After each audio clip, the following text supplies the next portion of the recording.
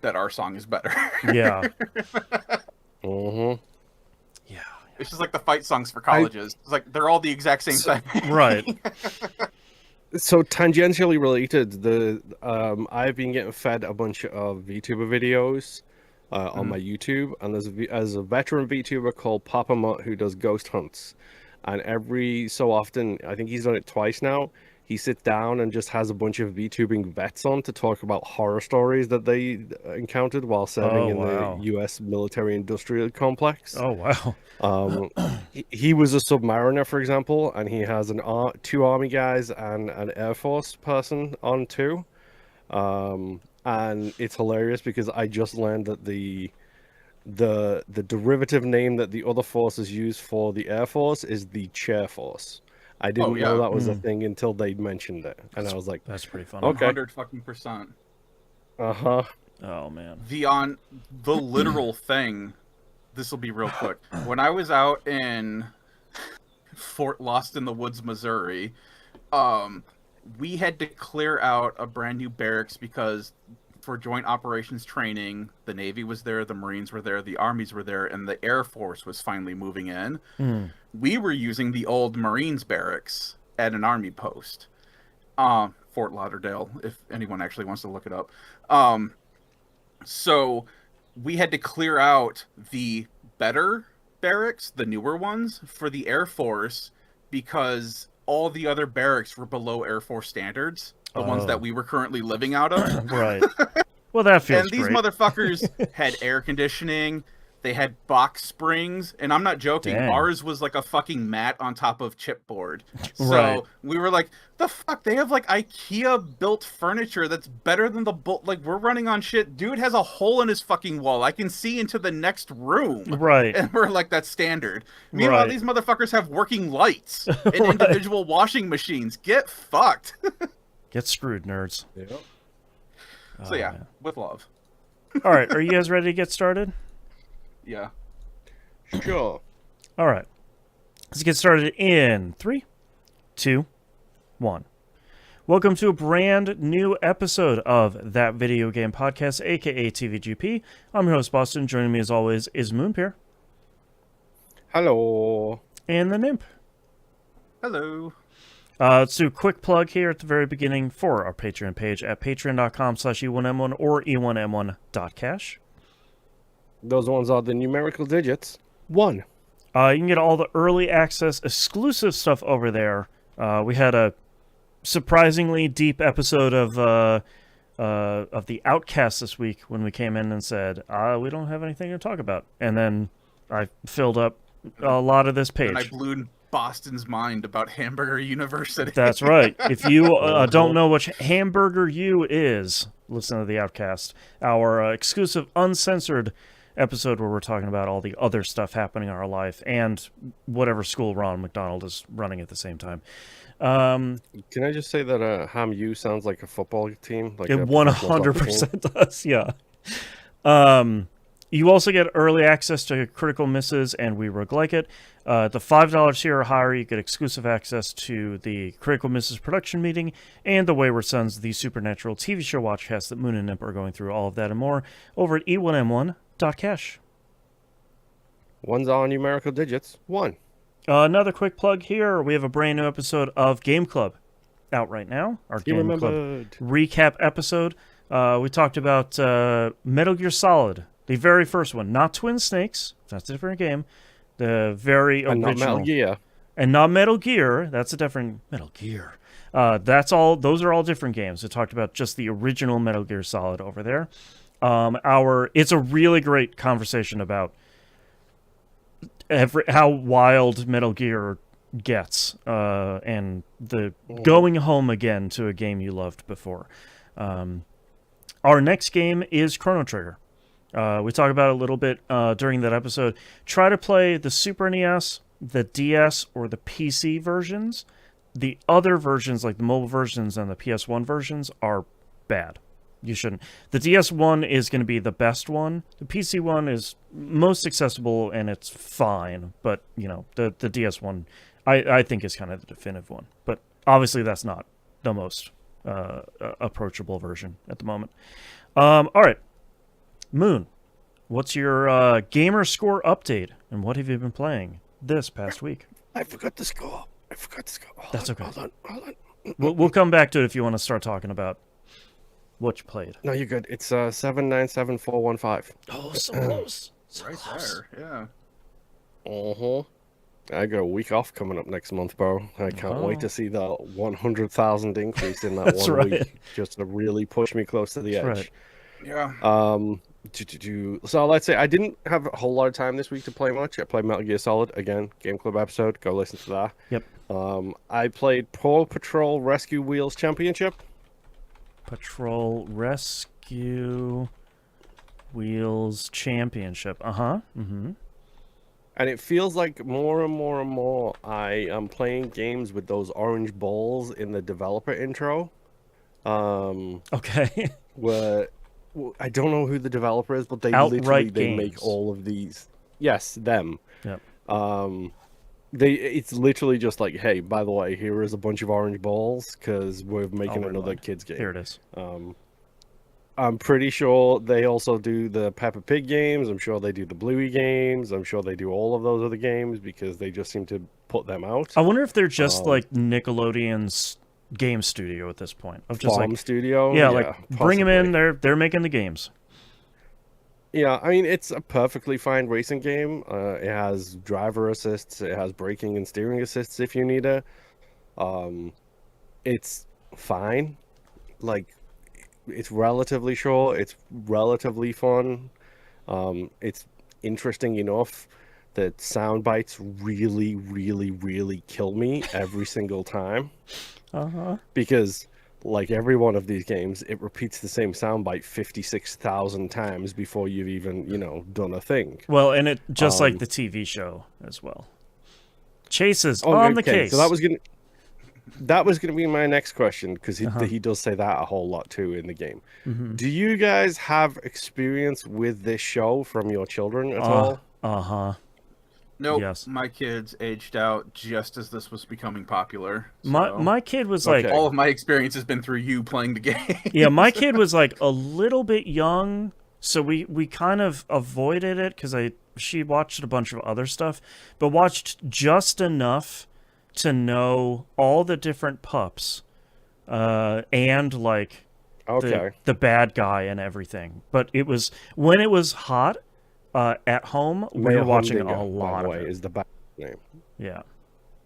Now, if you start playing the new My Little Pony stuff, I can help you out with the lore on that. Yeah, top ditto. and bottom. So The zebra always rhymes. So- It's wild. the reason I bring this up is because I'm an idiot. Okay. And you guys have heard me talk on this show before about playing Paw Patrol games, be that the open world adventure game, the other racing game I'm sure I played it, whatever. You've heard me talk about this a lot. Mm-hmm. For some reason, it never got into my head that the reason Chase is called Chase is because he's the police dog, and he is a police chase dog. Yes. Right. It never got in my head that the reason the fire dog is called Marshall is because he's a fire marshal. It's a real Phoenix Down moment of like, oh my god, that's why they're all named that. Okay. Uh-huh. And Rubble is the construction one. It's Yep. just... I literally had this, I was like, It clicked in my head, and I was like, I'm going to shoot someone. Really, really, I hate these really dogs! soon. In game, I'm going to shoot someone because I was just like, no. And then I had to explain the concept of a fire marshal to someone in this household because I was like, I stopped playing and I was like, oh no. I gotta put the game genie what's in, up? and I was Sky is gonna have a gun now. And it's just like, I hate this so much. And Sky's an easy one because she flies. That makes perfect sense. Yes, whatever. But Chase and Marshall were the ones that killed me, and I was just like, no, this is so stupid. Like, I'm so stupid for not making this connection a lot sooner. Like, it's so dumb. Yeah. Well, here's a really fun part. It left Game Pass like 2 days ago, and because I started it so late, I didn't get the chance to get every single achievement in it. Mm, So now it is wishlisted for when it goes on sale for $2 or goes back to Game Pass again. there you And I go. can Oh, wrap up those achievements. I bet you can find that thing brand new, $2 somewhere. Yeah, Probably yes. Go to Walmart, find the So- bargain bin. or that's right. whatever. Yes. It is what it is. It was fine. I had fun. I just unfortunately had to fall asleep and pass out this week instead of playing it, so I missed my chance. But that's whatever. The only other game I've been playing, and only like for 2 hours basically, is Arc Raiders. Mm.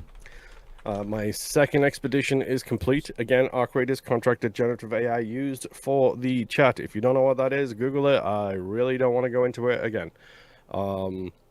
The second expedition is complete. I sent my radar on his way. For those of you who don't remember, it was Lizan Al Raidi and then Abercrombie and Raid. Abercrombie, that's right.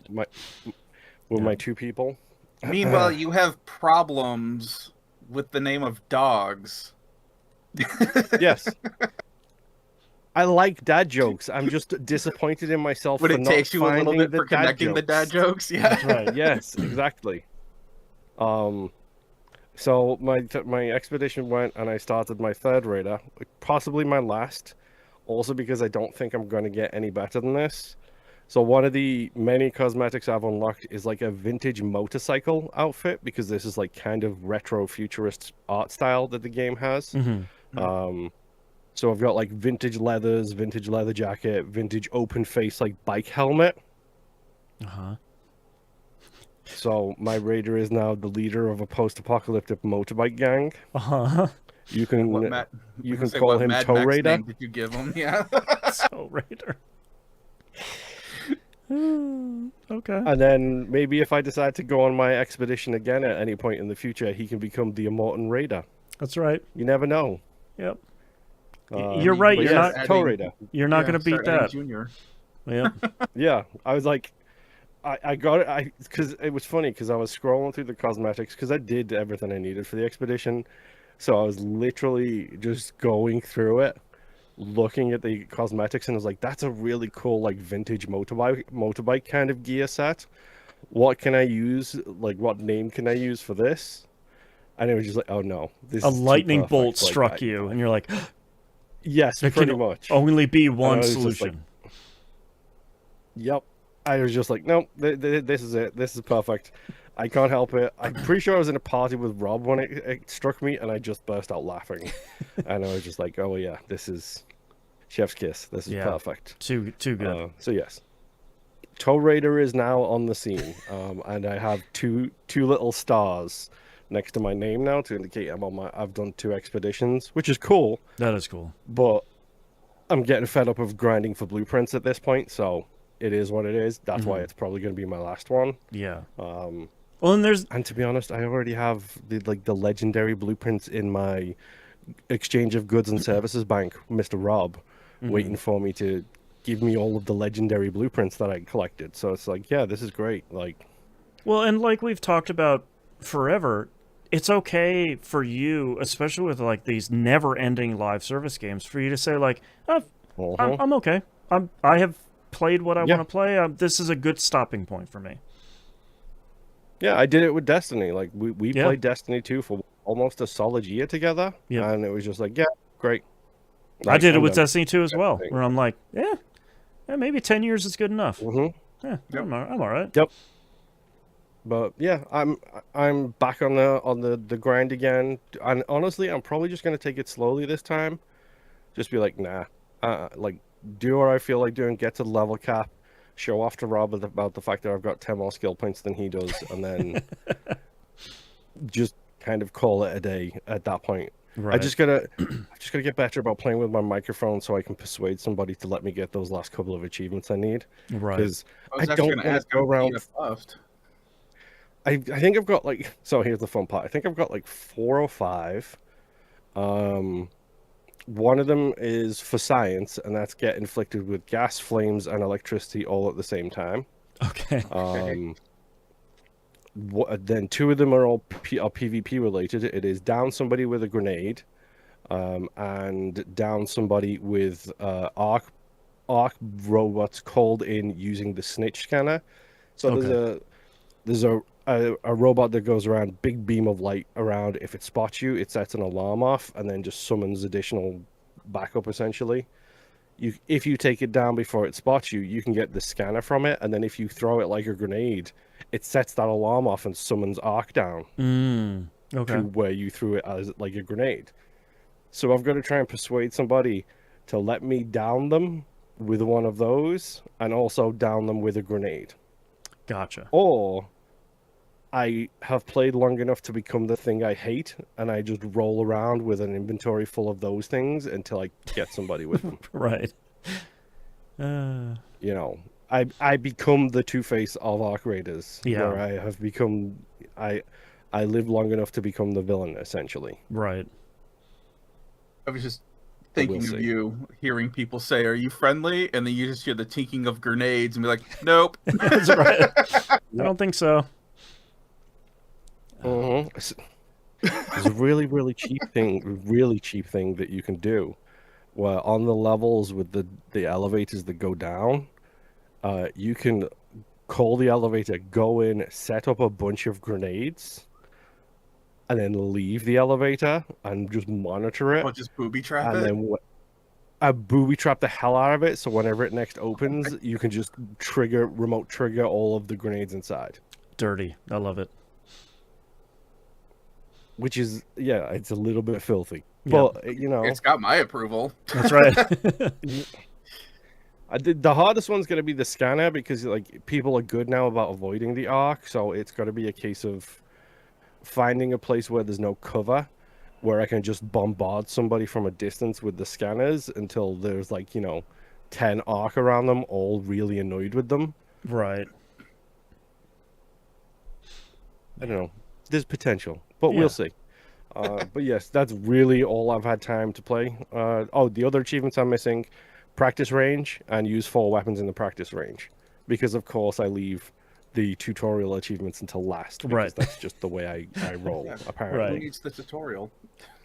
exactly. But yes, that's all I've been playing. Mr. Nimp, take her away.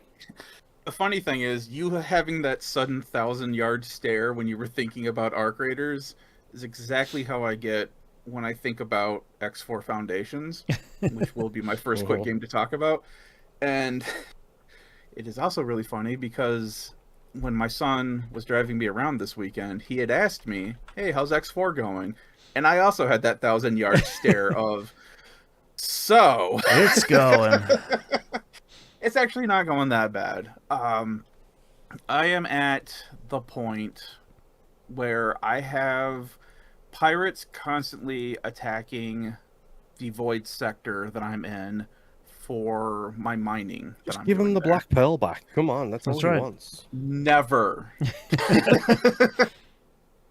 The bigger problem is that so the way the Xenon and the pirate factions, you can never truly wipe them out. They are meant to be a constant threat. So what you can do is you can destroy their bases, specifically with the pirates, and the pirates will eventually come back.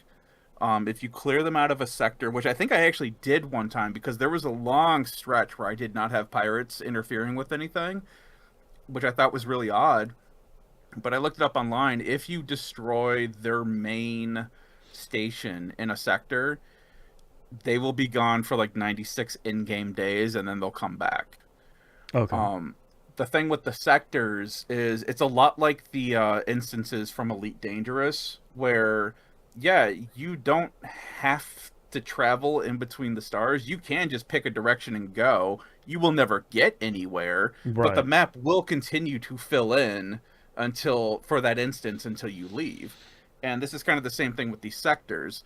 And these pirate bases are like way out past the sector lines. So you have to go pretty far out there to try to find them. I haven't bothered with it. We've just apparently killed enough of them that they went away for a while. The problem that I'm running into now is that they will just randomly spawn in locations, and it's not like 1 or 2 of them, it's like 6 of them, and they will spawn on top of one of my medium mining ships and start taking it out. oh my god, how do I get around this? And apparently what I should be doing is I should be converting all of my trader ships and my mining ships to large vessels because they have such a high shield, I guess like HP, Mm-hmm. that the pirates can't do anything to them. Yeah, they can still attack them, but that's not going to do any damage. They can't get through the shields. Oh, I see. Okay. Oh, it's like, okay, well, one of the mining vessels I'm looking at, I created a couple of them here just to test them out because they all have different factions, even when it comes to like weapons or like engine parts and things like that. Each faction has like a mark version of it, but they handle differently. Mm. So, Heron engines, when you go to travel speed, which is your fastest speed, it's instantaneous. There's no charge up. But if I take it from like the Argons, it has a faster travel speed, but it takes longer for it to charge up. Gotcha. So these are the kind of things that you kind of have to compare. And it's the same thing with the ships. Some ships, depending on the faction, may have higher capacity for cargo, or they may have more weapon slots, or they may have more shielding slots. So you just kind of have to pay attention to what ship you're going for, and that's what I'm testing out now. The other thing that's going to be an investment is once you start getting into large and extra large ships, you have to make piers at your station because they cannot dock on medium and smalls. They can't dock at all. They basically come up to a pier, and then either your station or your ship. You're not talking about like similarly skilled individuals, right? You're talking about the Right. long things that It's a things long park thing. at. These things are massive. I've had to increase the section that I've licensed for my station so I could fit a 3. It looks like a letter E sideways. Mm-hmm. That's 3 piers for 3 large or extra large ships to get on. Jeez. And your station needs to have cargo drones to be able to pull stuff off of the ships and load stuff onto those ships. And your ships that are that size can have cargo drones as well. So I'm figuring out the balance of all of this, but it's costing a lot of money and time because it takes an hour of real time for one of these to be built and attached onto a station. Ah, okay. I have a lot of stations in this one area, Right. so I'm trying to figure this out. And that's currently where I'm at with X4, where I get that 1,000-yard stare of, but what if I do this instead? Right. And then I come back in here and try it out, and either yes, it was successful, or no, it failed. Right. So, and that's what I'm doing right now. So, X4 Foundation, still figuring things out. I have not gotten past the making more money cap. I'm still figuring out what I need to do with that. Because there's a whole thing with habitats that I may have to get into. And this is what I was telling my son. I'm stuck between I can either put my resources to upgrading all of my ships to being large and putting piers on my stations, or I can work on figuring out how habitats work and how they increase the efficiency of my stations. Sure. So I mean, I will figure plant something out. plant a bunch of plants and hope for the best. You know? Yeah. It's a lot more complicated than that. What? No. How are you going to grow those plants, Moon, in space? Space Sun. Yeah. So Get the guy from the spaceship Star Citizen to not Star Citizen. Ugh. no, X4 is an actual game, unlike Star Citizen. The one with the stray cat to deliver you dirt. Get them on the case. What? I don't know what you're talking about I have either, no to be idea. fair. And I'm going to let you hang on this. The Nostromo. This guy. Oh, Citizen Sleeper. There it is. Okay. That's the one. Oof. Oh, Got I it. was close. All right. is that in the first game, that cat? No, that's the second one. No, yes, he's in Oh. both. But this one is Oh, is it? specifically the one from the second one. Yeah, there's a He's cat he's in- the anti-gravity one. Yeah, there's Oh, a cat okay. in both of them, but the like food pouch obsessed stray is in the second one. I have not played the second one, but so that's you can grow wheat. Like I can make a farming station in this game. Sure. Hold on. This is the brass tacks that we're getting into. Wheat. Did you say Wheat or weed? Because that's two Will different Wheaton. substances. Okay. So, the next game I'm going to talk about, Pragmata. Oh yeah. I have beaten this game. No, it was not the same day as the last time Okay. we recorded. Just give me my question. No. I will not get into story spoilers. Sure. I will get into some mechanical non-story related spoilers. If you don't want to hear that, just skip to the next thing. But so I think my end time was 15 hours. And I did do a fair amount of exploring. There's a couple individual sections that I have 100% in for getting everything. But I didn't really do a whole lot. I just kind of wanted to see how far I could go without having to interact with all of the side stuff. Right. That's not to say that I didn't enjoy the side stuff. I didn't unlock this the last time I talked about it last week, but you do unlock training sessions where you basically get into a chamber, and it's like a pod, and Hugh gets into the pod and it does like VR missions from Metal Gear, Right. where it's like everything holographic comes in and it's like, hey, run this course, get to the end within like 60 seconds, and you will get whatever Luna filament, or you'll get some of these coins that you can do for the bingo, or some other upgradable item thing.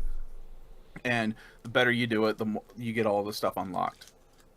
I did a bunch of those. A lot of them were very varied, very varied. Sorry, I'm simple. Anyway, It's been a long week for everyone. Yeah. One of them, like I just said, was an obstacle course for the most part. Another one was, hey, with this build that we are giving you, destroy as many robots as you can within like 60 seconds. Couple other ones where it's like, hey, just stay in the air for as long as you can. Another one was like a straight up Resident Evil laser room where it's like, this thing is going to throw lasers at you. Dodge. Oh wow. And go at it. And it starts off simple, and then it starts to get kind of crazy. So Yeah. had a lot of fun with those. Did not do all of them. Mechanic wise,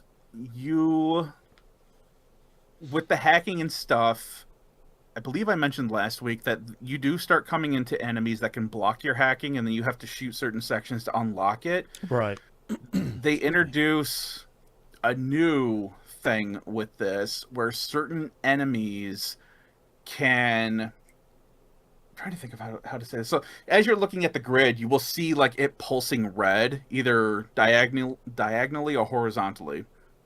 And you have to keep your cursor out of that section when it full red, because it will wipe all of your progress for the hacking. Okay.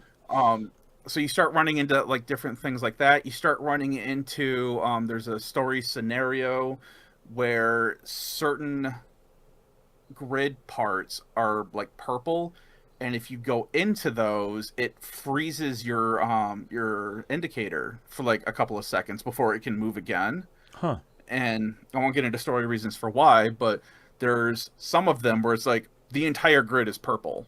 So it's like every time you move, you have to wait a second or two before you can move to the next one, which is also purple. And this is really bad when it happens to be on a really big enemy and you don't do a whole lot of damage until you've hacked them. Right. One thing my son was talking to me, because he had beaten this game, he was talking to me about, hey, what build did you go with for Hugh? I'm like, not going for a build, didn't know you can make a build. I just kind of slapped a bunch of stuff together and it seems to be working.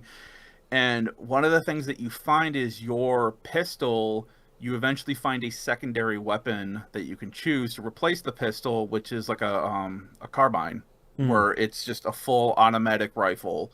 And you can choose to go back and forth between either the pistol or the carbine once you get back to the safe house, or not all the save points bring you back to the safe house. So the only thing I didn't like about the rifle is that it goes everywhere, and there's no way to stop that, basically, like the recoil. Oh, okay. There's no mod or any upgrade or anything that I could see that really negates that recoil, because I'm not kidding, it's bouncing everywhere. But I used that all the time once I did get it, just because it builds up heat, and heat leads to a build that I eventually made after talking with my son, where I can do a critical where it basically knocks an enemy flat and you can run up to him, hit R2, and then Hugh charges up his weapon, sticks it either on their chest or their head, and just fires off like a charge shot that does a ton of damage. And I eventually found a mod where anytime you do a critical attack like that, it spreads the damage within a certain area, 30% of that damage to other enemies within a certain area. Okay. So that was very helpful. Yeah. Especially coming across, and this is one of three things that I hate in video games. Enemies that you can't beat that are chasing you. Yep. And invisible enemies. Oh, yeah. This game has invisible enemies. Well, one type. And I knew it was coming because I get into a dark area, which is the first time I've ever had a dark area in this game. And I'm like, what? I don't see anything, which is abnormal. It's been a while. Like, I swear to God, if there's invisible enemies in this game and I see something shimmer in the distance, there it is. and I just unload on that thing. And if I tell you that this thing looked like a death claw from Final Fantasy, do either of you guys know what I'm talking about? Yes. Okay. I got one. You'll have to look it up, Moon, because this is like the closest approximation to another thing. Boston, I want you to... All I know is Fallout. No, this is different. Equally as terrifying. Yes. This is a mechanical version of a Final Fantasy Deathclaw, where this thing is like 9 feet tall and has 6 extra arms behind, or like ligaments behind it. And its whole point for being invisible is that it will ambush you. And it will grab you with those 6 arms. And it is not great. And I hate those things. So, yeah. Not a fan of those.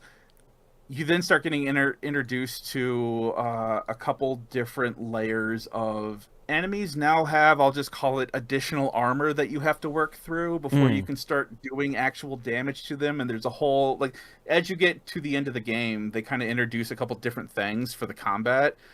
I'm not a huge fan of those, but it just sucks. Yeah. It's kind of the only way to put it. More annoying than anything else.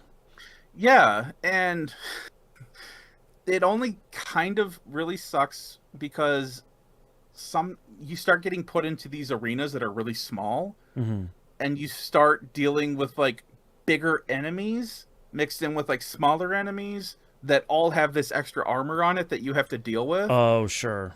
And so you're bouncing around trying to find some elbow room to start working on one of them in this tiny little space. So that kind of sucks. And I was playing on casual, and there were times where it's like, I can't imagine what this room is going to be like on the lunatic difficulty that this game is going to give you. Like, this is going to be horrific.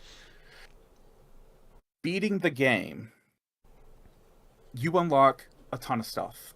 Okay. You get New Game Plus. You get a clear save. You get New Game Plus as an option. You unlock an additional option called Unknown Signal, which when you boot that up, it'll put you back before fighting the final boss, and it starts up a whole new story thing for you to start. And you also unlock, and apparently this is a real hot item, it unlocks a new weapon that you can craft called the Jackhammer, which is the only melee weapon in this game. Oh. And apparently, using this weapon, it completely subverts the whole hacking system. Like, it's just super powerful and you don't have to hack because it just breaks through everything. I have not tried the Jackhammer or anything. I didn't jump into New Game Plus or the Unknown Signal yet. I kind of want to wait a little bit before checking it out. Yeah. Because I kind of just wanted to think more on the ending that I got. This game does have 2 endings, it sounds like. Oh, interesting. Everyone gets the same ending beating your first run. Okay. That does not change. Playing the Unknown Signal and doing everything for that section and then going back to beating the final boss area, that apparently unlocks additional stuff for the end of the game, Okay. for you to view. I don't know. Like I said, I'm not going to spoil anything. I don't know what they would add to the end of the ending that we get Mm, to make me want to go back and do all of this extra stuff right now. right.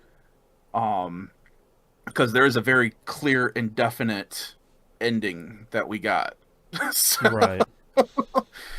But Do you think it might be something you go back to after like a year or something when you like just need a little bit of time?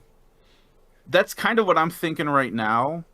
Is I got a lot out of this game. Like I absolutely enjoyed it. It's a $60 game. If anyone listening has thought, "Oh, that seems cool. I want to check it out," buy it. It's 100% worth it. Hmm.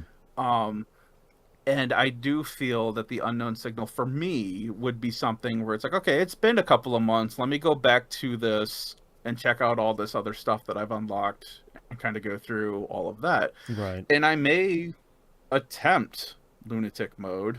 I don't know, man. That's not the challenge that I'm here for. Yeah. Ever. Says the guy who plays Souls games. Uh-huh. I'm But sorry, what's the it's other a game you different- talked about so far this episode? That's right. X4 Foundations. But that's my thing. It's like I have to be in the right mood for something like that. And I Yeah. can see myself being in that mood. I'm just not there right now. Mm-hmm.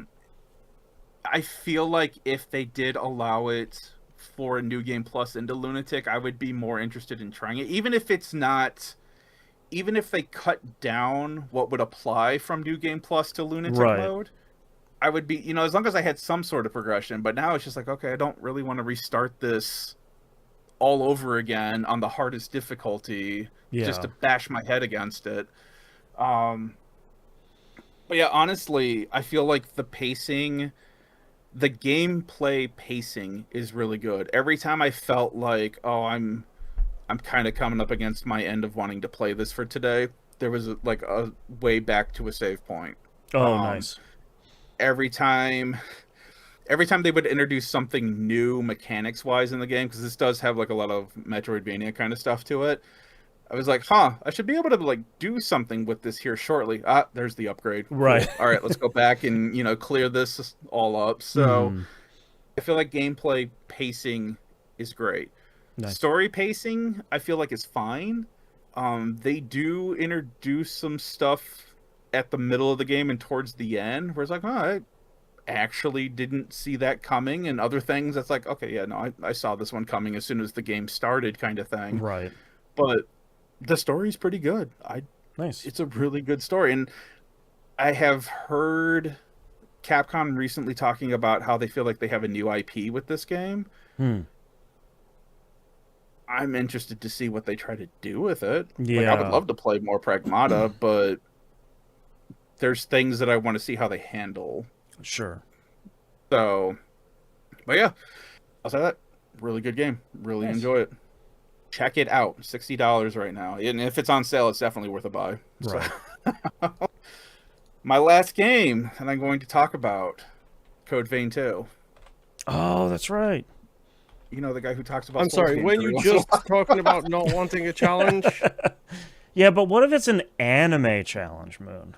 Yeah. do you have the memory of a goldfish? Sometimes. Remember when I thought that Arc Raiders and Marathon came out within like 2 weeks of each other, and you were both like, nah, man, it's like 6 months. And I'm like, Yeah. time's a flat I circle. I also remember Wayward Sons when you keep calling Sam Dean and Dean Sam. So Yeah. I still bite my tongue. If you listen to Wayward Sons and you hear me hesitate for a moment on saying a name, it's because I'm making sure I'm saying the correct name, and it doesn't happen correctly all the time. It's only the two main characters of the show. I'm just saying. Yeah. And I can never get them right. Yep. Whatever. So yeah, my other 2026 game is Code Vein 2. This is the opened map it's basically like Elden Ring in that respect. It does not play like Elden Ring. I'm just throwing it out there. There has been depending on the community you look at, controversy with this game. Mm. Some saying it's not hard enough, some saying it's too hard, some saying it's crap. You know, the general Souls community Yeah. stuff. This game is not a direct sequel to the first Code Vein game, unfortunately. The first Code Vein game was wild, and yes, I am about to spoil some parts of a 7-year-old game, so skip ahead 15 seconds. Yep. The ending I got linked Code Vein with God Eater. Okay. To the point that you actually see, I forget what they call those enemies, but you see like the main big lion looking Okay. dude. That's not what I was at expecting. the end. But okay. No, and you see people with like the arm brace Right. on and stuff. Yeah, it's locked in. Right. I don't know if because of that, this is why they couldn't do it, because of licensing and stuff like that. But yeah, this has nothing to do with the first game. You're not even a vampire in this game. You are just bummer. vampires are called oh boy, remnants. Okay. If I'm remembering that correctly. You are a remnant hunter, just a human who happens to be able to also use the powers of the blood powers of vampires, Of course. which is a known thing in the first game. So that's how they keep the code veins going, where you can switch between styles of gameplay based on what vampire blood you currently have in you. Okay. I've only played like 2 hours of this game. There is a lot going on that is really different from the first game that I am still trying to wrap my head around now. Sure. And a lot of my 2 hours of gameplay was spent in the character creator trying to recreate my character from the first game by memory in here. Apparently I did a really good job because I loaded up my old save file, and yeah, it looks pretty spot on. So Nice. Sweet. I am playing dual swords right now because, of course, I found a great sword. I was like, ooh, Yep. I want. I'm like, no, we need to do something different. I'm continuing that from my Wu Chang playthrough of let's do spells in this one. Okay, now I'm doing dual blades in this one just to give it a run, and it's actually working out really well. The way this works with the partner system, which they've kept from the first game, is you do have a partner running around with you who will attack things, will do damage. You do not need to worry about a health bar for them. They do not have one. Oh, okay. Which is different from the first game.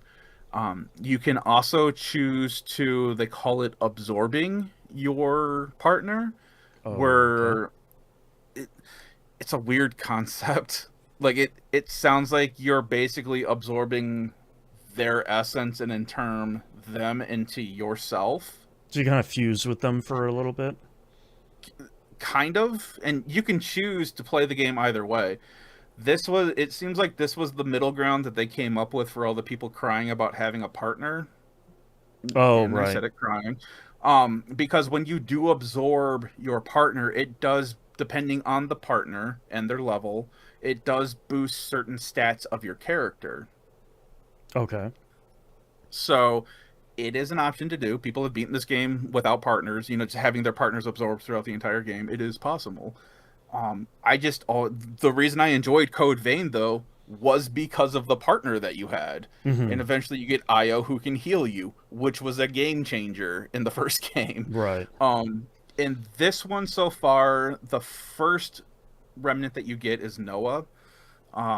He cannot heal you, but from one of the descriptors that I just got, each of your partners can revive you if you go down. Oh, that's nice. And they can do it, I don't know if it's an infinite amount of times, but basically you get a timer where your partner will disappear, or if you had them absorbed, you lose whatever buffs they were giving you until you see the timer clear out, and then they come back. Each time you die in a fight, like if in a boss fight, the timer gets longer and longer. I don't know if there's a cap on that. I don't know if if it comes to a point where it's like, hey, you're just not going to get revived anymore. I don't know. It hasn't been an issue for me so far. But the whole thing with a partner is still great because they can still aggro things for you. And so you're not just fighting it by yourself. And it's just the summon system that everyone cries that they want in a Souls game. Like, it's the Right. Souls community sometimes. I don't even try to understand them anymore. No. They just Yeah. cry to What, cry all the time. a rabid community on the internet complaining about everything? Who would have That's thought? right. It's really funny though, because if you go in there with legitimate questions, 9 times out of 10, you will get someone who will be like, "What's your build? Let me see what you're currently running. This is what Yeah. you need to adjust." But then you get to things like this, where it's like, "Oh, this isn't a real Souls game. You have a partner." It's like, dude, you were just complaining about not being able to summon things in like Right. Sekiro or whatever. Like, shut up. That's right. Anyway, the story for this being, your character for some reason is dead, and is brought back. Not exactly sure. They haven't really gotten into that whole aspect on what you were doing before, how you ended up dead, and why you were brought back. But the character that you are with, Lou, her vampire ability is that she can control time. And the world is currently falling apart because of this evil scourge that 5 heroes have managed to seal, but the seals are starting to break because the heroes are starting to lose the ability to keep it sealed away, and they are being turned, kind of thing. Your objective is to go back in time and help the heroes? Sure. Maybe?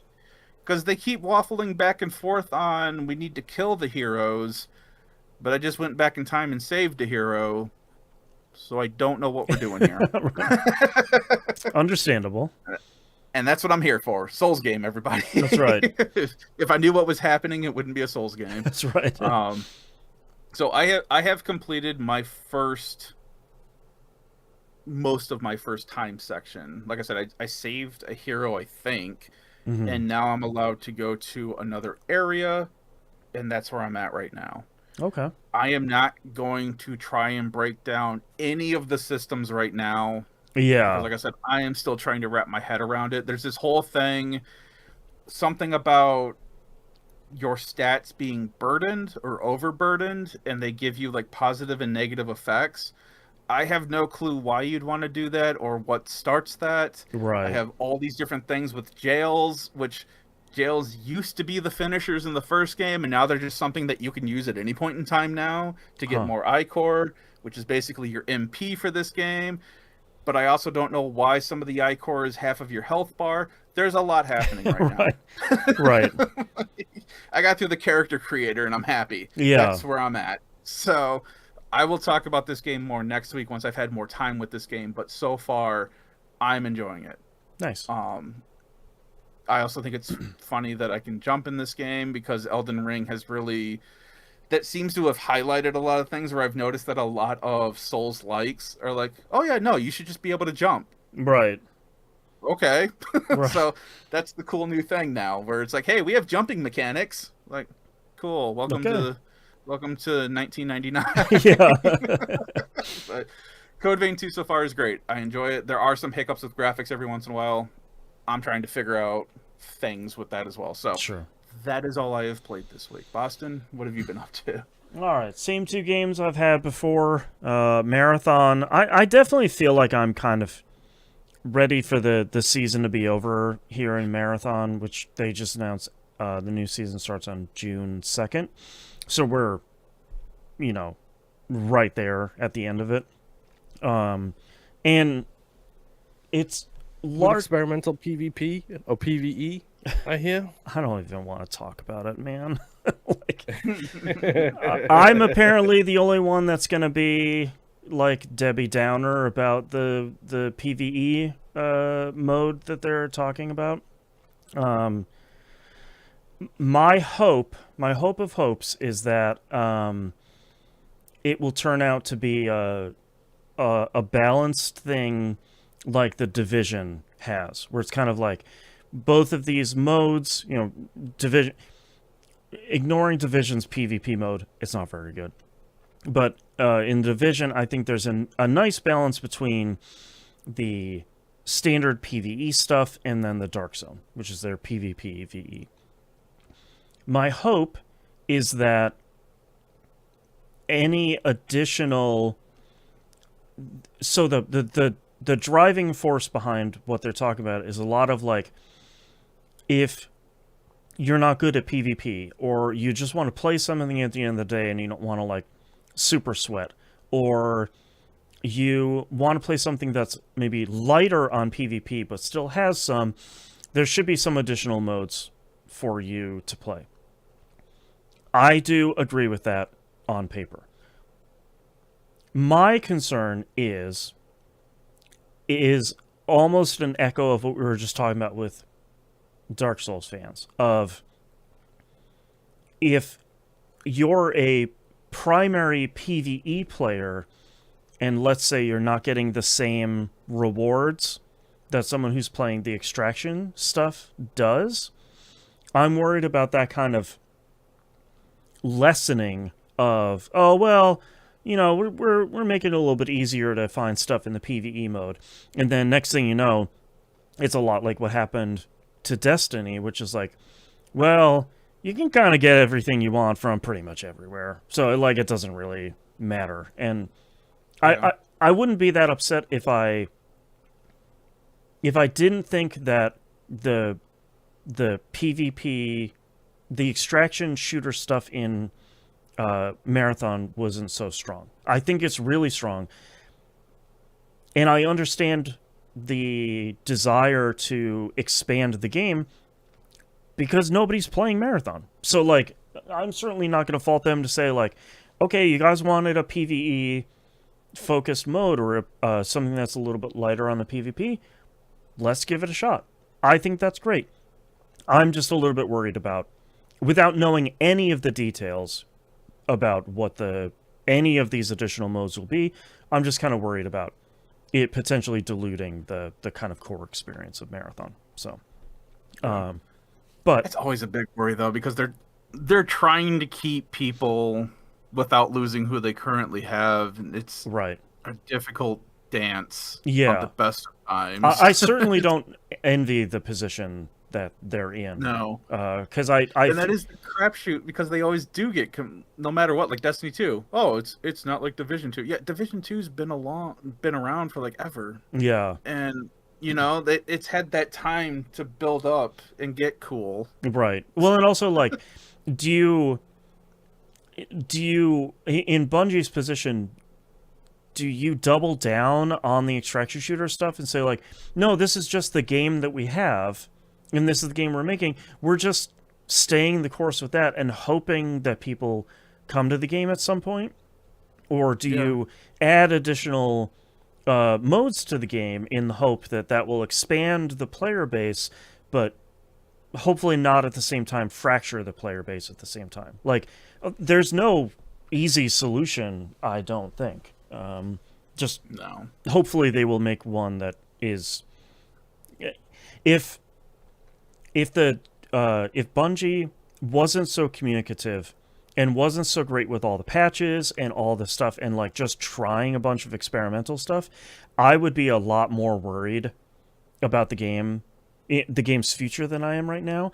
But they've been so iterative about how the experimental queues have been going and being super communicative. We got, over this entire season, we've gotten at least one patch every single week that has moved the game in a positive direction, largely.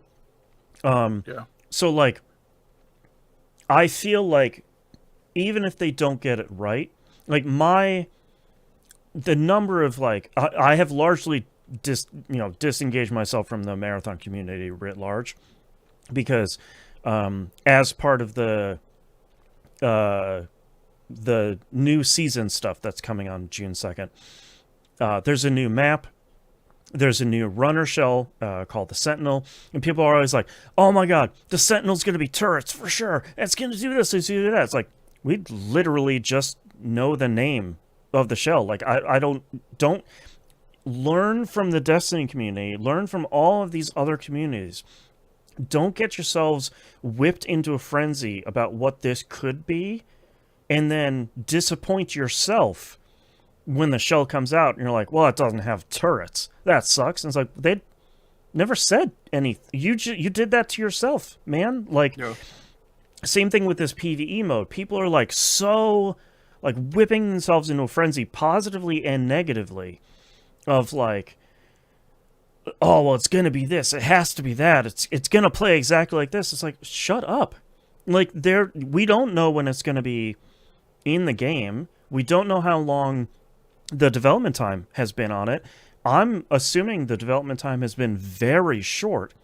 So they'll probably be putting in, Moon used the word experimental earlier.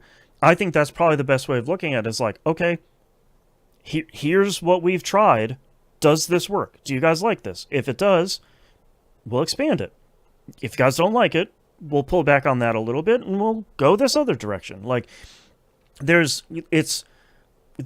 I'm so tired of communities like whipping themselves into a frenzy and then getting disappointed in the thing that they've dreamed up. And I'm just like, I'm completely out of it at this point. Like, I can't keep doing it at this point. That isn't decreasing my enjoyment of Marathon. It's just sort of like, all right, I think I've seen enough of this for right now. I'll see you guys in season 2. But I am still enjoying Marathon quite a bit. I think some of the end game stuff, like Cryo Archive, I'm probably never going to touch ranked. I think that's probably going to be way too sweaty for me. I think Cryo Archive is probably a little bit deodorant, dude. What's that? Just get deodorant. That's right. But I think Cryo Archive is a little bit too hardcore for me right now, because it's all the people that are just playing that the entire time it's around, taking the highest end gear into that constantly so they can like go beat the boss.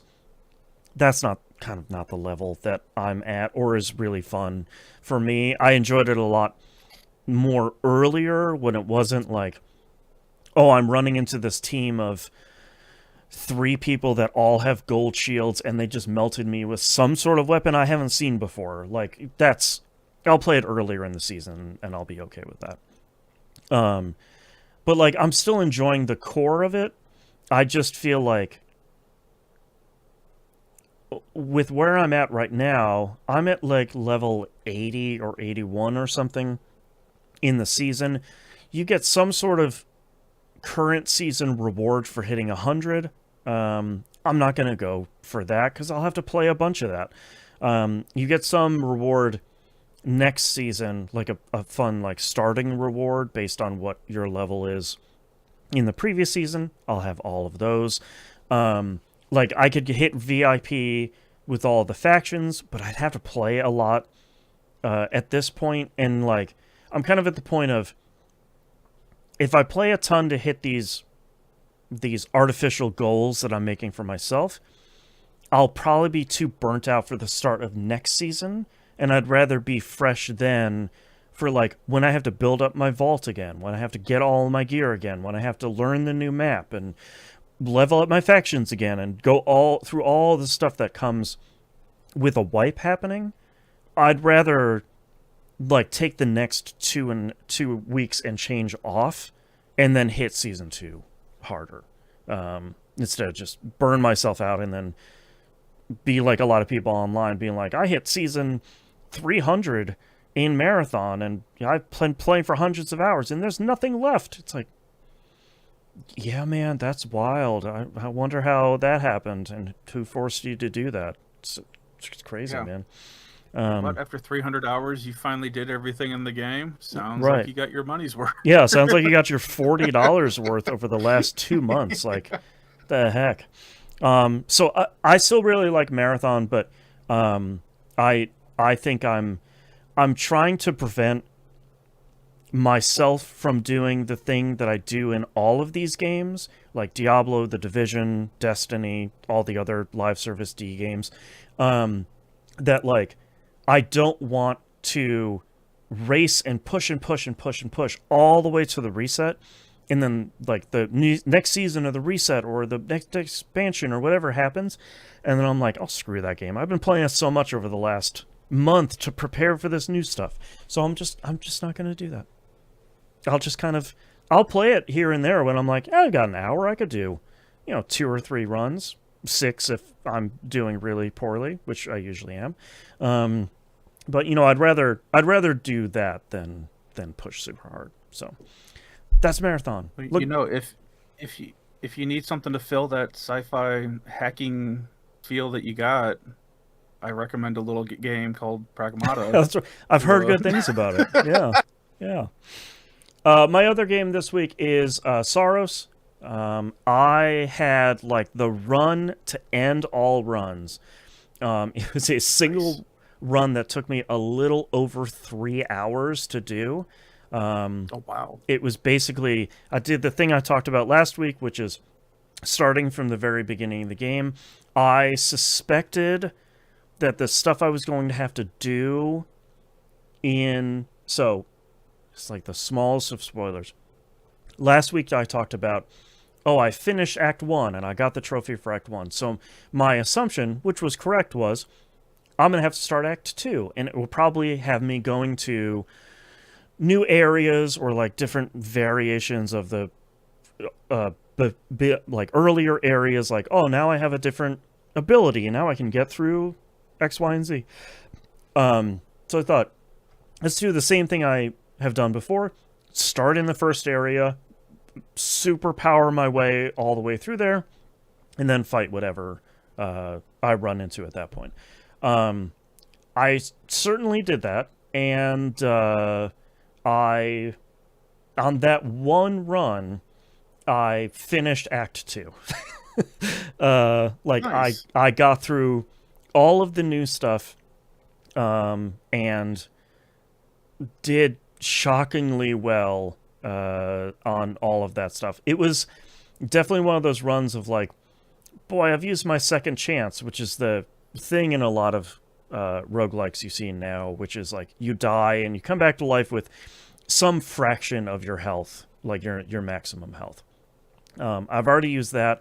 I'm fighting a boss and I'm I have a pixel left of health. I really just need to get through fighting this boss, and having that kind of ebb and flow of I'm not going to make it. Nope, I made it. No, I'm not going to make it. Oh God. Okay. Somehow I survived. All right, let's do it.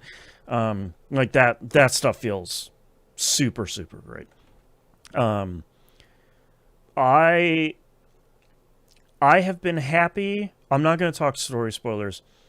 I'm happy that the story is starting to unfold a little bit more now in a way that is a little bit more straightforward. And I don't dislike the story, but I'm not feeling that same kind of pull that I was feeling with Returnal, where Returnal is sort of I don't know what is happening, and I'm getting the kind of thinnest bits of story here, and all of it is really great. I don't feel like I've gotten to that point with Saros yet of I can't wait to see what's going to happen in the story next. A lot of it for me is sort of okay, I'm kind of still taking the ride with the story, and I'm really kind of excited to see what weapon they're going to give me next, or family of weapons, or what kind of wild boss I'm going to fight, or something like that. So that's surprising coming off of Returnal, but I don't think it's really a disappointment for me, because I think it's trying to tell a different story, and I feel like I'm right on the precipice of the game kind of breaking the story open at this point. So we'll see next stream. Now, will you have to, now that you've unlocked Act 3, do you have to keep playing from Act 1 to get best results, or is there enough of the meta progression where you could maybe eventually not have to do it that way? So the act thing is really weird, because it's more acts of the story and not really area progression. So that the guy, or the machine that I was talking about, that corporate overlord machine I was talking about before, he has your skill tree in it. He has the heat meter in it. He has a summary of your previous runs and stuff like that. And the other thing he has sort of underneath him is a like a warp portal thing. And basically, the first time you go to a new area, you open up a teleporter to that area. So like if you wanted to try going to, I'm not going to say how many areas are, let's say like area 5. If you wanted to go to area 5 to start your run, you can do that, and you'll be less powerful if you started from the beginning of the run or from like the first area. But like you said, I have invested so much at this point in the meta progression that my stats and my weapon proficiency and all of that stuff is so much higher now at kind of the baseline. The floor has been raised so much. If I wanted to start a couple of zones in, especially if I already had a weapon that I like, I would be in a really good place now to just have a successful run from there. Okay. So the act thing is kind of weird. I think it's mostly like, oh, you've hit a big story beat, and you've kind of made like enough progression deep enough in the game that something big story-wise is happening or has changed for things like that. I've been using it as kind of like a sign that like, okay, here's a good point for me to stop playing in this session, because the next thing I have to do will probably take another long run to resolve. Okay. Yeah. It's really good. I think I am surprised at how much the heat meter, I don't remember what they call it. The planet is called Carcosa. I think it's like the Carcosian modifiers. It doesn't really have like as great of a name as the heat meter in Hades, but it's the same thing. Putting on like 2 of those modifiers that help you makes the game significantly easier.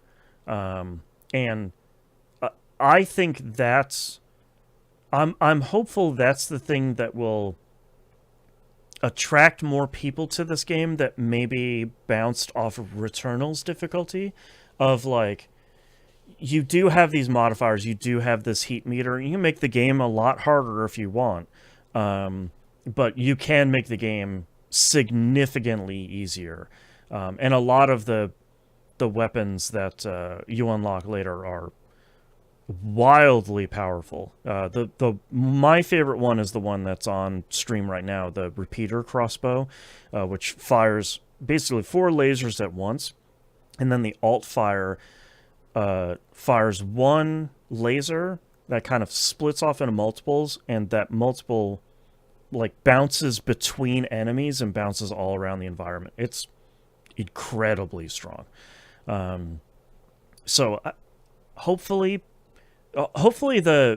as people get deeper into this, I'm hoping that the reaction to this game isn't, well, they took Returnal and they made it too easy, because that's definitely not how I feel. I think they've taken an incredibly difficult game like Returnal, and they've allowed the player to kind of modify their own difficulty.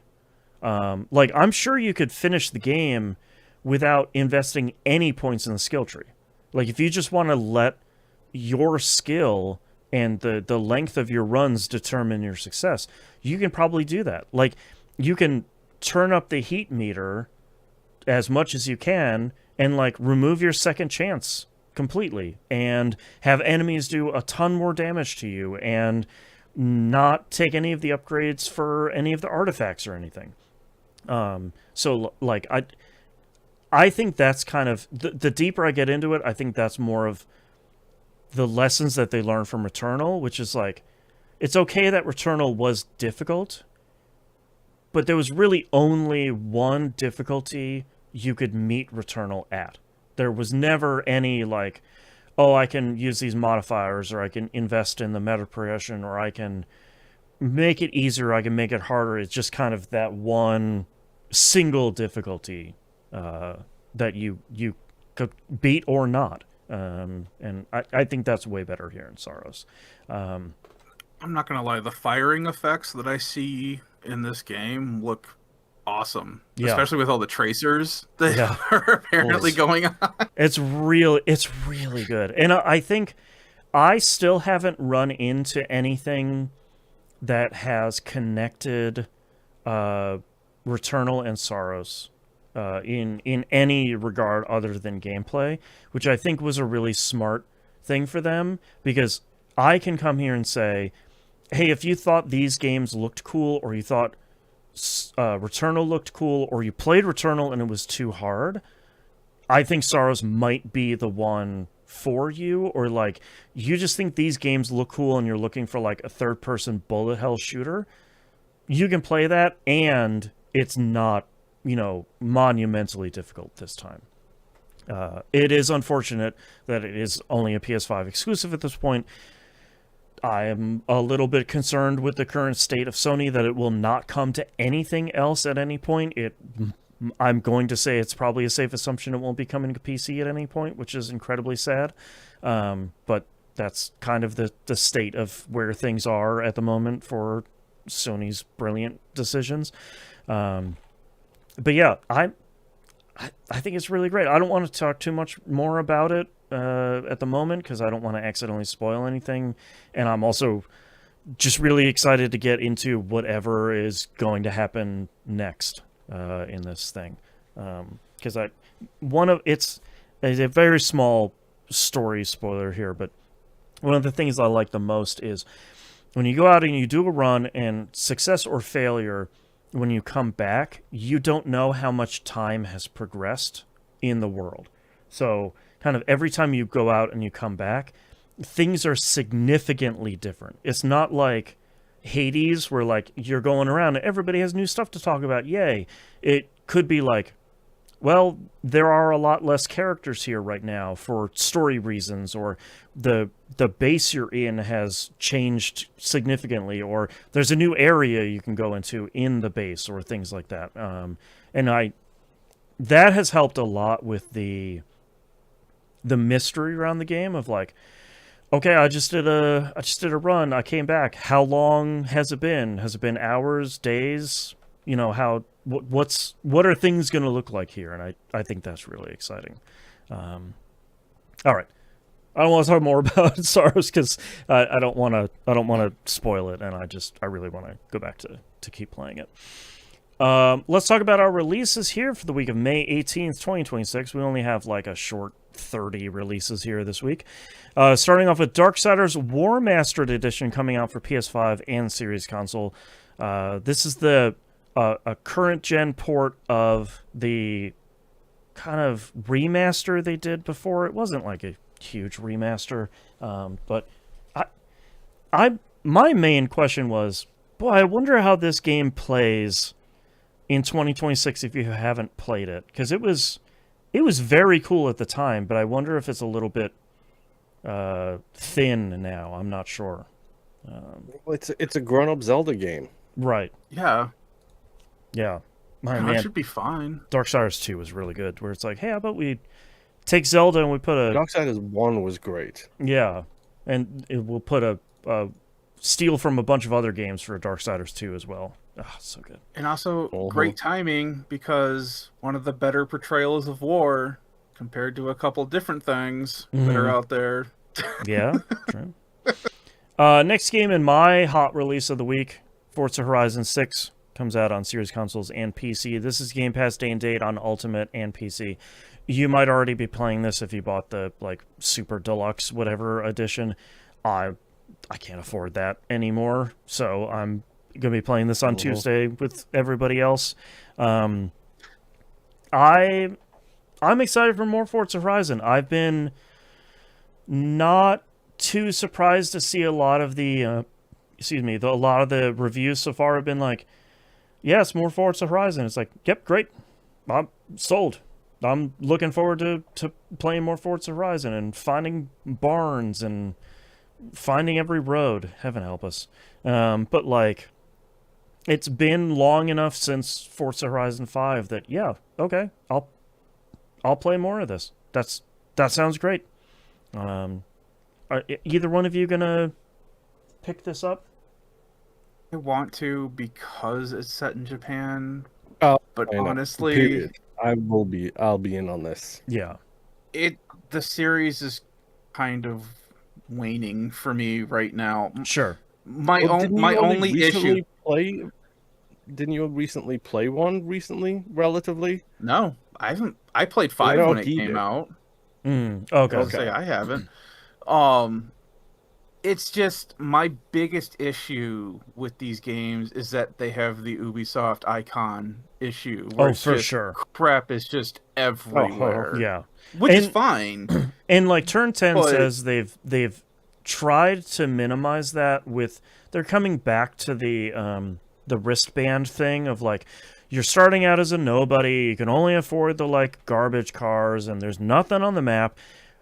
But that only goes so far. Like, I don't mind it, but I Yeah. think that's still definitely a problem with these games of like, congratulations, you're level 50. And it opens the map and there's like 40 new icons. And it's like, oh, And cool. that was kind of where I was getting with 5 when I was like, okay, I want to do a new race, but now I have to like undo all these icons so I can Right. figure out what are races that I haven't already Yep. done. And it's like, okay, I don't want to do the speed camera thing right now or the drifting thing. I only want to Right. do these, and I need to narrow it down more. And it's That's they're the fine games. I enjoy them. Yeah, but it's that's just, the- I'm not in the mood right now for one. that's the thing that I hope that they, having played Forza Horizon 5 recently with the PS5 version, that's one of the biggest things that I hope that they have resolved, which is basically like, what should I be doing next? Like, Yeah, for I don't care progression. all of this stuff that I can do. What's my like big next event or the race that's going to take me to the next big event? Like where should I be pointing myself at? And I think for a little while here they've struggled with having that focus. So that's the thing that I'm really interested to see of like, okay, how are you gonna encourage people through all of this? All the stuff that's in the game is great, but like, how are you gonna focus all of it? So, But yeah, We'll see. That's kind of my issue. But it is coming. It is eventually coming out in PS5 in what, a year or so. later this year is their window. So maybe so, by the yeah, I time it think gets to it's the 6 PS5 months. release, I might, Yeah. finally be around to like, yeah, no, let's find all the cherry blossom trees in Japan. Yeah, exactly. Next game here is Thick as Thieves, comes out on PC this week. This is Warren Spector Studios' new game. They showed this a while ago, and I sort of completely forgot about this. But they're making a stealth action heist game that is single player or optional online co-op. And I think they showed this maybe at Day of the Devs a while back. But this looks fun. Like we don't really have a lot of co-op stealth action games that aren't really like multiplayer PvP stuff, or games that are still running maybe. So that's kind of interesting. I feel like some of these studios that are founded by kind of the old guard of popular PC games haven't done super well lately, but hopefully this is kind of gonna buck the trend in a positive way. So, I mean, how's Judas coming along? You know, God, I don't even. he couldn't had have like done that better, really, could he? he had he just like couldn't an have nailed it interview better. recently of like, it's just really because we're really committed to like making the game the best it can be. It's like nobody wants to work with you, dude. That's been every news story recently. Is like after BioShock Infinite, no one wants to work with you. You're too difficult. Like, don't try and spin it, man. Ugh, yeah. Anyways, that's Thick as Thieves coming out this week. Next up here is Coffee Talk Tokyo. Comes out on PS5, Series consoles, Switch, Switch 2, and PC. This is the third Coffee Talk game And it looks like it's very similar to the other ones. I didn't play the second one, unfortunately. I haven't gotten around to that one yet. But I have a real soft spot for the first game. I like that it's kind of like character focused with light coffee making sort of thing. It was really more visual novel, adventure game leaning more than anything else. I'm happy to see that the series has continued on, especially after the original developers' unfortunate, untimely passing. Moon, did you play the second game? I don't remember. I didn't. Okay. I did not play the second one, no. Yeah. So these games are... The first game was fun. It looks like these other two games have largely stuck to the same kind of formula, which I think is really exciting. So that's coming out this week. Next up is Star Bites, coming out on PS5, Series consoles, Switch, Switch 2, and PC. I think the thing that has come out with this game that it has gotten me the most excited, or people are saying it's like a modern PS2 JRPG. And that's sort of like, Yeah. Okay, that sounds really great. Like, you can take kind of like a scrappy PS2 JRPG and give it a kind of a modern treatment. That sounds like an appealing combination of things. Been watching this since it was announced, and it looks like a modern level 5 game. Yeah. Like a lot of mech-based combat, a lot of flashy, wild characters. Like, it looks cool. So I'm very curious to see how this one reviews. It feels like a game that's not going to review very well from like non-JRPG fans. It doesn't seem like it's command based. It's automatically like a 6. Yeah, and like I feel like it's seems like it's paying homage to an era of JRPGs that a lot of people don't click with. But I think if it's for you, then this seems like a game that could be really great. Yeah. So that's Star Bites. Next up is Warhammer 40k Mechanicus 2. Comes out PS5, Series consoles, and PC. I was surprised at how much people really loved the first one. It's this kind of interesting turn-based, grid-based strategy game that people really, really seem to like.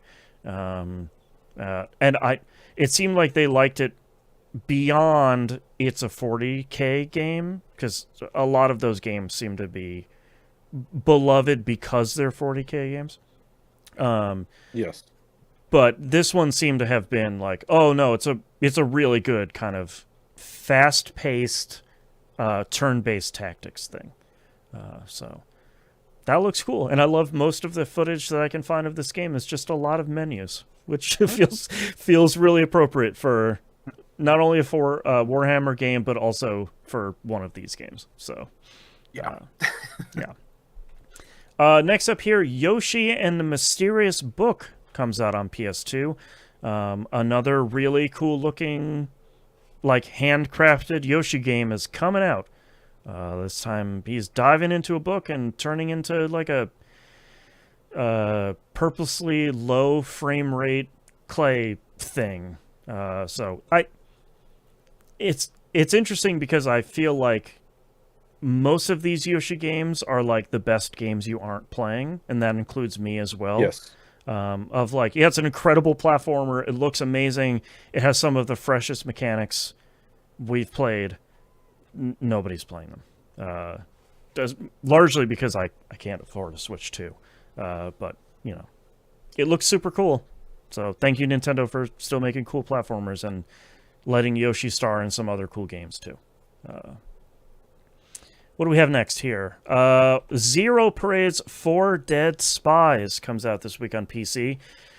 I'm not going to get into the whole background of this. This is the new game from the studio that came out that made Disco Elysium. Is it the original developers? No, not really. Is it a brand new team of developers?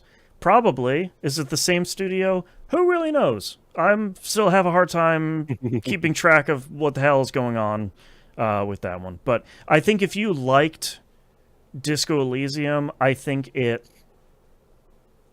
on the surface seems to try to be in that same wheelhouse. I'm not going to talk about quality or anything. That's I don't even go here. But just if you're interested in the history about it, you can go find that online. It would take like an entire episode for us to talk about the whole thing. So that's Zero Parades coming out this week. Very similar game coming out this week, Bubsy 4D. Coming out PS4, PS5, Xbox One, Series consoles, Switch, Switch 2, and PC. I keep thinking, a quick aside, I keep thinking this is the last game we've talked about coming out for the PS4 and the Xbox One, right? And then a couple weeks later, there's another one. It's coming out. So this is the brand new Bubsy game from the team that made what was it called? Demon Tides, I think was the one. Let me pull it up here real quick. Which was like a much beloved Demon Tides, which is like a much beloved 3D character platformer, like an original one. So this might be the first time in my life that I'm going to say, this might be a pretty good Bubsy game, guys. Shock of all shocks. So we'll see. But it was interesting seeing the Atari logo there. Yeah, I was pulling up this game for the show notes, and I was like, wait, who's publishing Bubsy 4D? And they're like, oh, Atari. And it's like, okay, sure, they're back. Yep, that's right. Okay. Cool. Yeah, remember this is the new iteration of Atari that wanted to sell you fan hats. That's right. We've rebooted Atari and we've become exceedingly efficient at it. Next game here on the list, we have Lego Batman Legacy of the Dark Knight. Comes out PS5, Series consoles, and PC. Shockingly, not coming out on previous gen consoles, which is the usual for a Traveler's Tales Lego game. I hate to say this, that I really desperately want to play this game. I really do too. My son has been looking forward to this game for a while now. It looks really good, and it looks like it's literally taken the Nolan trilogy as well, right? And making the Nolan trilogy into a movie or into the game. I feel like if they were sort of losing me there for a while. I think we found out pretty quickly because they were being consistently crunched for years on end. But I think the last Star Wars game they put out, I was like, oh, okay. Like, I think you guys have kind of figured out how to have a ton of game in these games, but not have just an impossibly overwhelming amount of stuff. So I don't know, man. This game looks pretty. I just like these. I just like these games. I will admit I have not seen a gameplay footage of this. Sure. With the exception of like the trailers. Mm-hmm. But the way the trailers are shot, and you'll forgive me for saying this the way I'm saying it. Sure. It looks like it might have Batman combat in it. Mm-hmm. Oh, it certainly seems like stuff that. like that. Yeah. With the counters, with the combos, with like all that kind of stuff. Ping-ponging between enemies. Yeah, and I'm like, uh-oh. They took the best Batman combat and put it in arguably one of the best Lego games. Yeah, from the Lego studio too, because we're ignoring Lego Horizon, whatever, because that was not made by Traveler's Tales. Party and yes. It's not. It is and was not in the same sort of realm of quality as this one. So, yeah, I'm gonna keep an eye on this. I don't know if I'll be picking this up right away, but I think these Lego games are always great for I don't know what to play, and I want to play something that is fun, but kind of I don't have to worry too much about it. The Akira slide in the trailer, bro. They definitely did do the Akira slide at the end. Yeah, they know what they're doing. Yeah. All right, coming out also Bistro on PS5, Series consoles, and PC. This is a game I've been watching for quite a while. It's this really cozy game where It looks super cute. you're like a monster animal guy that's running their own restaurant, and they're giving adventurers different buffs and benefits and stuff from what you're cooking for them. And then the adventurers go out, and I think it's still combat you don't control. They see how they do based on the dishes you've cooked for them and all of the buffs you've given them and everything. Yeah, and the combat is a very cute version of Darkest Dungeon, where it's like a paper cutout Yep. of like the hero doing like the actions and stuff like that. It's really cool looks looking. so cute. Yeah. So if anyone hasn't seen the trailers for Bistro, you really should look at it. I'm hoping this is good. I really like that idea of like feeding and buffing up these adventurers and then sending them off on their way to go fight in this like.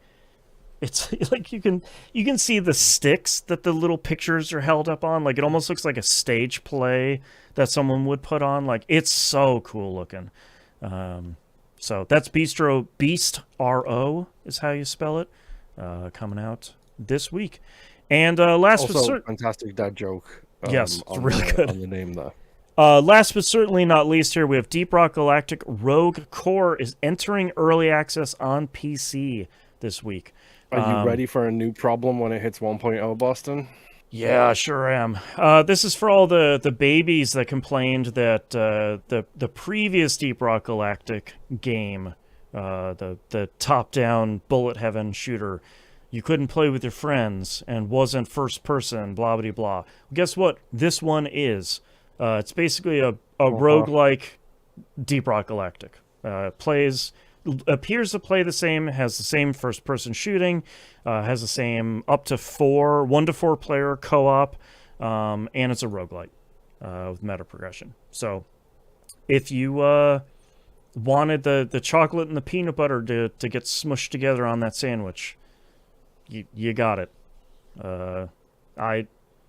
I'm very curious to see how this is going to turn out, because obviously we liked Deep Rock Galactic Survivor? Yep. Okay. And I am a big fan of the OG Deep Rock Galactic too. Right. So I'm interested to see if they put those two concepts together.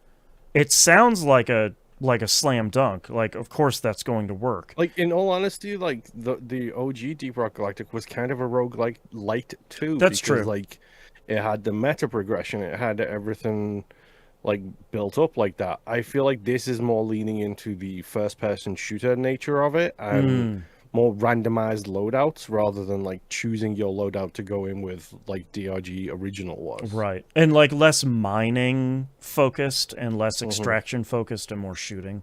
Yeah. So I it seems cool. I think the little bit I've seen from like the closed playtests and the closed alphas and stuff, people seem to be pretty jazzed about this overall, but I'm kind of not sure as an outsider how much of that is, oh my god, a new Deep Rock Galactic game versus, oh my god, this is what I wanted Survivor to be. Or somewhere in the middle, I'm not sure. So I'm kind of curious to see, now that it'll be available wide, how much people really kind of it'll go down. Yeah, and especially too, with how we saw the development progress for Survivor from early access to 1.0, where the 1.0 release was a significantly different game, even like at the very last moment.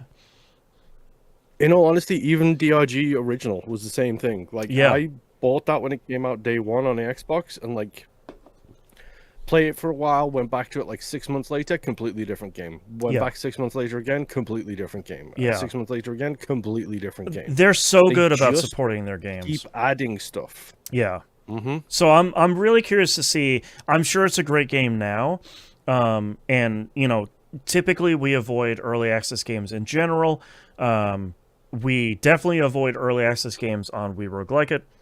So I'm really curious to see what this game is going to turn out to be once it hits 1.0. Sorry, a bunch of dwarves doing arm curls in the trailer there was just hilarious. It's really good. Yeah. All right, that's all of our releases for this week, which means we are at the end of our episode. Thank you so much, everyone, for listening. If you'd like to visit us, you can do so at tvgp.tv. Everywhere to find and follow us is on the right-hand side of the page. Please don't forget to join our Discord server, discord.tvgp.tv. We do have the best community on the internet. We have people coming in all the time and joining our wonderful and very friendly and, again, very food-motivated Discord server over there. Another quick plug here for our Patreon page, patreon.com/E1M1 or E1M1.cash. Those ones are the numerical digits. The $5 a month tier is a recommended one. Anything above and beyond that is greatly appreciated. If you can't support us over there, please rate us positively on any podcatcher that you listen to that allows you to do that. Again, that really, really helps because that helps the... you always see the algorithm of like, oh, if you listen to this show, you might like one of these 4 shows. That helps us kind of get promoted in that stuff pretty nicely. So any of that stuff really, really does help, and we do greatly appreciate it, and we appreciate you listening. We'll see you all next week. Bye. Bye. Bye. Hey, Boston, this section goes in the Outcast, or does it go in the regular show still? I can't remember. This section we're in right now goes in both. Okay. For those of you who listen to the Outcasts, we found the guys have been updated. I forgot to mention it in the Oh, that's right. The friendly kitty cat was chipped. We had to drive 45 minutes away to our vet to get them to check the chip. Turns out the people responsible live 3 doors away from us. Of course. And they had to drive 45 minutes to go pick up their cat because they didn't put a collar on her. So, man, at least they were chipped. So even better though. She came strolling into the garden again on Saturday. Oh, what's up, fellow kids? How's everyone doing? I haven't seen you guys in a while. They Where have have a you collar been? this time? Nope. And I was extremely annoyed. I don't blame you. Oh boy. All right, Nimp. That cat. What? Catnap. You should. Yeah, it's mine. That's right. She just walked right in the door and she won't leave. Sorry. Nimp, what are your titles? I have Ham You. Chase is on the chase. Tow Raider. Quill Wheaton. I certainly did that. And Sony's Brilliant Decisions. All right, Moon, what do you have? Hammer You, Tow Raider, 1,000-Yard Stare, Wheat or Weed, Memory of a Goldfish, Just Get Deodorant, and Dwarves Doing Arm Curls. I have The Zebra Always Rhymes, Very Varied, Ham You, Tow Raider, Sony's Brilliant Decisions. And then, like, basically everything that was on both of your guys' lists as well. we have a lot of really great ones this week. I don't know if there's one that I have. What are you guys feeling? I feel like we have a bunch of good ones that there's not one that really sticks out for me. Very Varied was only funny to me because it broke my mind for a moment. Right. Your brain was just doing the dial-up noise of just like, wait, what? Wait, what? Oh, yeah. I also like dwarves doing arm curls, but... I like that one. I like Tow Raider because it's a Mad Max reference. Mm-hmm. Ham You is also really good. Do you like Ham You? Maybe that's the one I'm... Motivated podcast. Maybe that's the one I'm leading towards is Ham You. I think that's really good.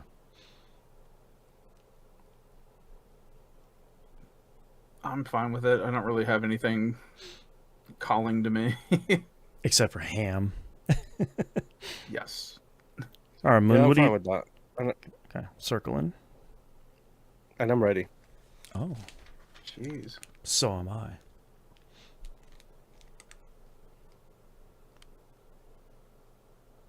I really sliced my finger open with a knife this week. It's killing me. Oh, that's always fun. Yeah. All right. I'm ready. Let's get started in 3, 2, 1. This is That Video Game Podcast, episode 969 from May 18th, 2026. Ham, you. I've got to give a dissertation on Schmeat. Tuition is unsurprisingly very expensive.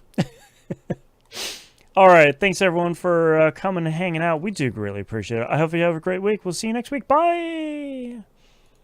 Boy.